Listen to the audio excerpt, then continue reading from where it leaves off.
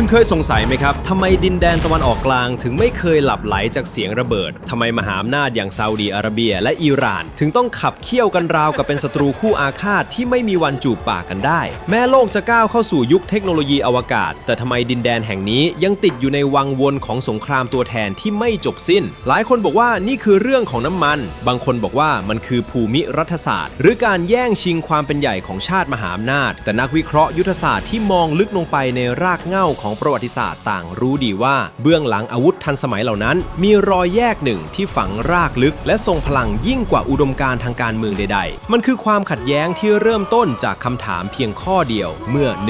1,400 ปีก่อนคำถามที่ดูเหมือนเรียบง่ายนี้กลับกลายเป็นชนวนเหตุของสงครามกลางเมืองครั้งแรกการนองเลือดครั้งใหญ่ที่ทุ่งการบาลาและรอยร้าวขนาดมหาศาลที่แบ่งโลกมุสลิมออกเป็นสองฝั่งอย่างเด็ดขาดซุนนีและชีอะห์รอยแยกที่เริ่มต้นด้วยศรัทธาอันบริสุทธิ์แต่กลับต้องสังเวยด้วยสายเลือดของผู้ที่เรียกกันว่าพี่น้องวันนี้จัสลอจะพาทุกคนเจาะลึกย้อนเวลากลับไปสู่นาทีที่ประวัติศาสตร์เปลี่ยนทิศถอดรหัสต้นตอความแค้นที่ยาวนานที่สุดในมวลมนุษยชาติเรื่องราวที่คนนอกอาจมองเห็นแค่ความต่างแต่คนในเห็นถึงชีวิตและจิตวิญญาณเตรียมตัวให้พร้อมครับเพราะนี่คือบทเรียนราคาแพงที่สุดที่โลกเคยจ่ายเพื่อสิ่งที่เรียกว่าอำนาจ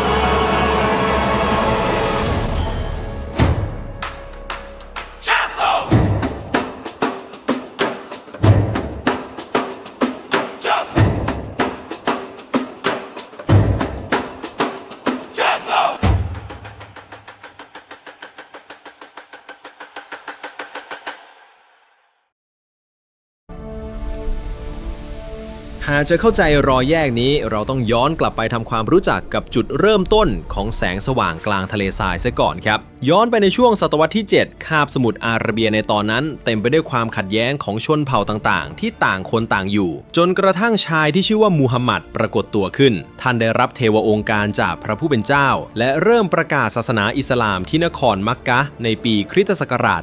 610 ท่านไม่ได้เพียงแค่เผยแผ่ความเชื่อเรื่องพระเจ้าองค์เดียวเท่านั้นนะครับแต่ท่านยังเป็นนักยุทธศาสตร์และผู้นำที่ยิ่งใหญ่ที่สามารถหลอมรวมชนเผ่าที่เคยรบกันเองให้กลายเป็นหนึ่งเดียวกันภายใต้ร่มเงาของศรัทธาภายในเวลาเพียง 23 ปีท่านได้สร้างอาณาจักรที่แข็งแกร่งจนไม่มีใครกล้าต่อกรอาณาจักรที่เปลี่ยนโฉมหน้าตะวันออกกลางไปตลอดกาลแต่แล้วในเดือนมิถุนายนปีคริสตศักราช 632 วันที่โลกอิสลามต้องสั่นคลอนก็มาถึงเมื่อท่านศาสดาสิ้นพระชนม์ลงอย่างสงบที่เมืองเมดินาทิ้งไว้เพียงความโศกเศร้าที่ปกคลุมไปทั่วทุกหย่อมหญ้าแต่ท่ามกลางหยดน้ำตานั่นเองกลับมีพายุลูกใหญ่ที่ค่อยๆก่อตัวขึ้นอาณาจักรที่ท่านสร้างมาด้วยความลำบากบัดนี้ขาดผู้นำและที่ร้ายแรงที่สุดคือท่านไม่ได้ระบุตัวผู้สืบทอดอำนาจไว้อย่างเป็นทางการที่ทุกคนยอมรับได้พร้อมกันทั้งหมดสิ่งนี้เองครับที่ทำให้ความสมัครสมานสามัคคีเริ่มสั่นคลอนทันทีที่ร่างของท่านยังไม่ได้ถูกฝังในขณะที่ท่านอาลีผู้เป็นทั้งลูกพี่ลูกน้องและลูกเขยของท่านศาสดาพร้อมด้วยครอบครัวกำลังจมอยู่กับความโศกเศร้าอย่างที่สุดระหว่างการจัดเตรียมพิธีศพให้แด่บุคคลผู้เป็นที่รักอย่างสมเกียรติอยู่นั้นอีกด้านหนึ่งของเมืองเมดินาณสถานที่ที่เรียกว่าสกีฟะผู้นำอาวุโสหลายคนกลับเปิดประชุมลับด่วนที่สุดการประชุมครั้งนี้ไม่ใช่เพื่อจัดงานศพครับแต่เป็นการเปิดศึกชิงอำนาจทางการเมืองครั้งแรกของโลกอิสลาม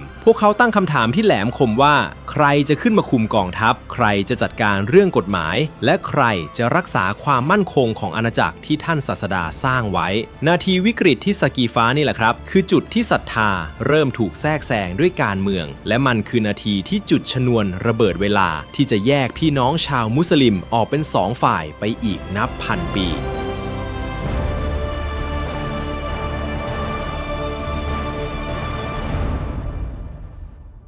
ในที่ประชุมสกีฟ้าวันนั้นบรรยากาศเต็มไปด้วยความกดดันครับเพราะมันไม่ใช่แค่การเลือกผู้นำแต่มันคือการตีความคำสอนที่ต่างกันโดยสิ้นเชิงและนี่คือจุดที่เกิดการแบ่งขั้วความคิดออกเป็น2 สายยุทธศาสตร์ใหญ่ที่โลกจะรู้จักในนามซุนนีและชีอะห์ เรามาเริ่มที่ฝ่ายแรกกันก่อนครับกลุ่มผู้นำส่วนใหญ่ในที่ประชุมนำโดยบุคคลที่ทรงอิทธิพลอย่างท่านอุมัรพวกเขาเสนอชื่อท่านอบูบักรชายผู้เป็นสหายสนิทที่สุดและเป็นพ่อตาของท่านศาสดาครับเหตุผลของฝั่งนี้ชัดเจนครับพวกเขามองว่าตำแหน่งผู้นำหรือคอลิฟะคือตำแหน่งทางการเมืองเพื่อบริหารอาณาจักรดังนั้นควรใช้ระบบมติเอกฉันท์หรือที่เรียกว่าชูราเลือกคนที่มีอาวุโสมีบารมีและเป็นที่ยอมรับของคนหมู่มากซึ่งท่านอบูบักรคือคนที่ท่านศาสดาเคยไว้วางใจให้นำนามาสหรือละหมาดแทนในช่วงที่ท่านป่วยหนักกลุ่มนี้เชื่อในการดำเนินตามจารีตหรือแนวทางที่ท่านศาสดาทำไว้จึงเป็นที่มาของคำว่าลุสซุนนะห์หรือที่เรารู้จักกันในชื่อซุนนีซึ่งปัจจุบันมีสัดส่วนเป็นประชากรส่วนใหญ่ของโลกมุสลิมครับแต่ในขณะเดียวกันมีคนอีกกลุ่มหนึ่งที่ไม่ได้อยู่ในที่ประชุมนั้นเพราะพวกเขากำลังทำหน้าที่ดูแลร่างของท่านศาสดาอยู่อย่างใกล้ชิดนำโดยท่านอาลีผู้เป็นทั้งลูกพี่ลูกน้องและลูกเขยของท่านศาสดาครับฝ่ายนี้มีหลักฐานสำคัญที่พวกเขาเชื่อว่านี่คือคำสั่งเสียสุดท้ายนั่นคือเหตุการณ์ที่เฉาะดีรคุมในช่วงท้ายของชีวิตท่านศาสดาท่ามกลางผู้ศรัทธาลูกศิษย์นับหมื่นคนท่านศาสดาได้ชูมือท่านอาลีขึ้นแล้วกล่าวประโยคทองว่าใครก็ตามที่ถือว่าฉันเป็นนายหรือเมาลาของเขาอาลีคนนี้ก็คือเจ้านายของเขาด้วยสำหรับฝ่ายนี้ประโยคนี้ไม่ใช่แค่คำชมครับแต่มันคือการสถาปนารัชทายาทอย่างเป็นทางการพวกเขาเชื่อว่าตำแหน่งผู้นำต้องสืบทอดทางสายเลือดศักดิ์สิทธิ์เท่านั้นเพราะมีเพียงคนในครอบครัวท่านศาสดาหรือรุ่นไบต์ที่จะเข้าใจจิตวิญญาณของศาสนาได้ลึกซึ้งที่สุดคำว่าชีอะห์จริงๆแล้วย่อมาจากคำว่าชีอะห์อาลีซึ่งมีความหมายตรงตัวว่าพรรคพวกของอาลีหรือผู้ติดตามอาลีนั่นเองครับลองนึกภาพตามนะครับพี่น้องฝ่ายหนึ่งมองว่าต้องเลือกคนเก่งตามมติส่วนอีกฝ่ายมองว่าต้องสืบทอดตามสายเลือดและคำสั่งเสียเมื่อที่ประชุมสกีฟะประกาศให้ท่านอบูบักรเป็นคอลิฟะคนที่ 1แม้ท่านอาลีจะยอมรับเพื่อเห็นแก่ความสงบของส่วนรวมในตอนนั้นแต่มันได้สร้างรอยร้าวในใจให้กับกลุ่มผู้ติดตามท่านอาลีอย่างรุนแรงพวกเขารู้สึกว่าสิทธิ์อันชอบธรรมถูกปล้นไปและนี่คือเมล็ดพันธุ์แห่งความขัดแย้งที่รอวันระเบิดออกมาเป็นโศกนาฏกรรมนองเลือดในรุ่นต่อไปครับ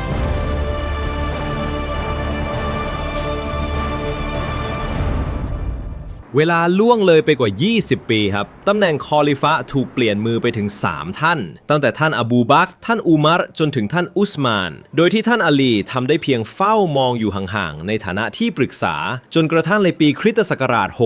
656เกิดเหตุการณ์ช็อกโลกอิสลามเมื่อท่านอุสมานคอลิฟะคนที่3ถูกกลุ่มผู้ประท้วงบุกสังหารในบ้านพักของท่านเองวินาทีนั้นอาณาจักรตกอยู่ในความสับสนวุ่นวายถึงขีดสุดครับผู้คนต่างหันไปหาชายคนเดียวที่เหลืออยู่ที่มีบารมีพอจะหยุดพายุลูกนี้ได้นั่นคือท่านอาลีครับในที่สุดท่านก็ได้ก้าวขึ้นสู่ตำแหน่งคอลิฟะคนที่4ตามที่กลุ่มชีอะห์รอคอยมานานแต่มันเป็นการก้าวขึ้นสู่อำนาจท่ามกลางซากปรักหักพังและความระแวงครับการก้าวขึ้นสู่อำนาจของท่านอาลีไม่ได้โปรยด้วยกลีบกุหลาบครับท่านต้องเผชิญกับกบฏจากกลุ่มอำนาจเก่าอย่างมุอาวิยะห์แห่งราชวงศ์อุมัยยะห์ผู้เป็นเจ้าเมืองซีเรียที่ปฏิเสธการให้สัตยาบันและอ้างความยุติธรรมให้แก่คอลิฟะคนที่ถูกฆ่าสงครามกลางเมืองครั้งแรกหรือฟิตนะห์จึงระเบิดขึ้นพี่น้องมุสลิมต้องหันดาบเข้าหากันเองในสงครามซิฟฟีนแม้ท่านอาลีจะพยายามใช้วิธีเจรจาแต่ความขัดแย้งนี้กลับสร้างกลุ่มสุดโต่งกลุ่มใหม่ขึ้นมาที่ชื่อว่า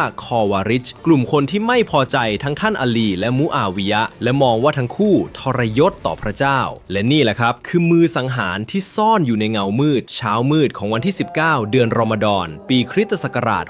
661ณมัสยิดแห่งเมืองกูฟะห์ในอิรักในขณะที่ท่านอาลีเริ่มก้มศีรษะลงละหมาดอย่างสงบมือสังหารนามว่าอับดุรอห์มานอิบนุมุนจัมจากกลุ่มคอวาริชได้เหวี่ยงดาบที่อาบด้วยยาพิษร้ายแรงเข้าที่ศีรษะของท่านอย่างมหันต์ท่านศาสดาเคยพยากรณ์ไว้ว่าเคราของอาลีจะเปื้อนเลือดจากศีรษะของเขาและในวันนั้นมันกลายเป็นความจริงที่แสนเจ็บปวดครับ2 วันต่อมาท่านอาลีก็สิ้นใจ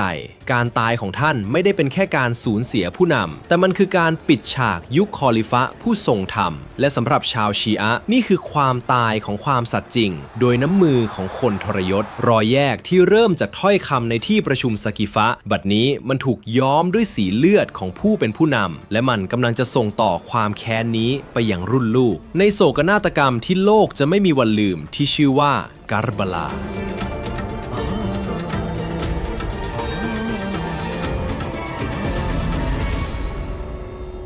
การจากไปของท่านอาลีไม่ใช่แค่การสิ้นสุดชีวิตของบุรุษผู้ยิ่งใหญ่คนหนึ่งครับแต่มันคือการปิดประตูแห่งความปรองดองของโลกมุสลิมลงอย่างถาวรเมื่อมุอาวิยะห์ก้าวขึ้นมาสถาปนาราชวงศ์อุมัยยะห์เขาได้เปลี่ยนระบบการนำจากมติมหาชนกลายเป็นระบบกษัตริย์ที่ใช้อำนาจเบ็ดเสร็จอย่างเต็มตัวแต่ในเงามืดของทะเลทรายนั้นความเชื่อที่ว่าอำนาจต้องกลับสู่สายเลือดของท่านศาสดายังคงแผ่ซ่านและเข้มข้นอยู่ในหัวใจของชาวชีอะห์พวกเขาไม่ได้ยอมแพ้ครับแต่เขากำลัง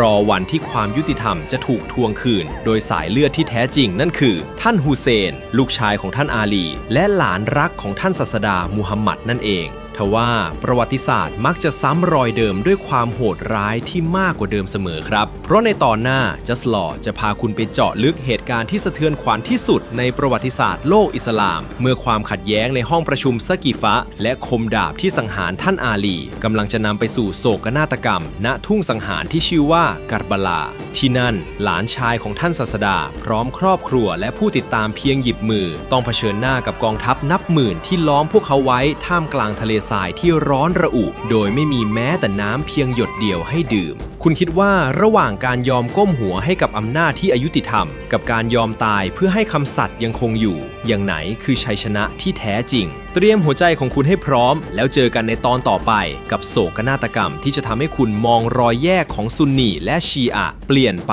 ตลอดกาล